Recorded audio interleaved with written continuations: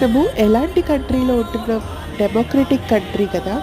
మరి ఇలాంటి కంట్రీలో ఇక్కడున్న ప్రతి ఒక్క సిటిజన్‌కి ఈక్వల్ రైట్స్, ఈక్వల్ రెస్పాన్సిబిలిటీస్ ఉంటాయి. కానీ ఈరోజు మాధవీలత గారి మీద ఒక కేస్ బుక్ అయింది. తను ఒక పోలింగ్ బూత్ దగ్గర ఇద్దరు ముస్లిం మహిళల ఫేస్ చూడడానికి ట్రై చేసింది. ఎందుకంటే వాళ్ళ ఫోటోస్ ఆ ఓటర్ ఐడీస్‌తో మ్యాచ్ అవుతున్నాయా లేదా అని she tried to see that. కానీ దానివల్ల తన మీద కేస్ బుక్ అయింది. ఈ కేసు కరెక్టా కాదా అని నేను అనట్లేదు. బట్ నేను అడిగే క్వెషన్ ఒక్కటే.